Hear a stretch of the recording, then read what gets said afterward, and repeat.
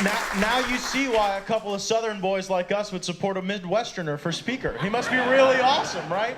And he is. He absolutely is. Ron, we're here in Santa Rosa County.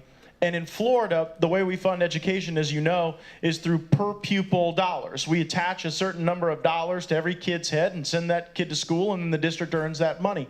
And in Santa Rosa County, even though we are consistently one of the top 5 highest performing school districts in the state, we are the lowest funded in this district cost differential, dead last. And frankly, it's one of the things that I regret the most about my service in the state legislature is that we didn't do enough to create some equity in that system. However, that's starting to change for this reason. In our schools in Santa Rosa County, our students are starting to earn industry certification, where they're earning money back to their school. So they're not just a dollar amount, but if that kid can learn technology skills, veterinary skills, air traffic control skills, then they get more money for the district and their school, and then a system based on merit is one Santa Rosa County can win. Because it's based on what you're doing, not based on some political formula. And so, you know, you've made the point, and you've made the point in your campaign that you want to focus on industry certification and to build that more into the grading system, and dollars follow that grading system. That plan that you've already rolled out would be a huge win for Santa Rosa County, and I'm hoping you can talk more about why you think we ought to pay for skills rather than just time. Well, I mean, look, we want to, the goal is to give people the tools to be able to make something of themselves. Now, maybe that is provide college preparatory so they can go to a university and get a degree, and that does work for people, but I can tell you when I was growing up, I was told you will not be successful unless you go to college. You got to go to college. That's what everyone was told that. That's not true. And there are a lot of students over the last decade and a half who've gone deep into debt and ended up with a piece of paper that they were told is like, you know, the ticket to Willy Wonka's chocolate factory.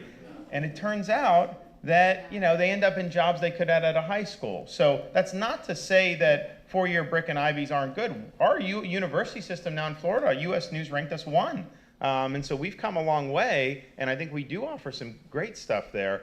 But there are also a lot of programs throughout the country, particularly some of the private schools, where people are sinking money into this, and it's not really providing them a pathway to succeed. And so I believe if we're at this level, and particularly the high schools, if we're providing opportunities for skills-based training where people can get industry certifications, they do not have to then go $50,000 in debt. Yeah, they may need some more training after high school, some more skills, but you can acquire that much cheaply and much quicker, and then be somebody who's productive and making pretty good money. And that so beats being $50,000, $60,000 in debt, and you're 22, 23, and you're like, okay, well, what do I do now? So I'm going to definitely want to reward schools who are focusing on that because I think that that's good for those students and their opportunities, but it's also good for our economy because the more people that you have that have skills in some of these areas,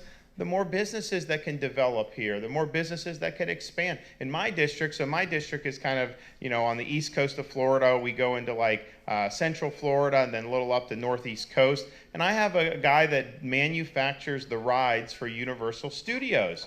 So this is just skilled labor, you know, good work, but he cannot hire out of the local high schools. This is in New Smyrna Beach. Cannot hire out of the local high schools because they just don't have the skills that he needs. So he brings workers in from other parts of the state or even the country. And wouldn't it be good if like these schools had a pipeline into some of those jobs? I think that would be really, really positive. So we're going to get at that, and we're going to get that done.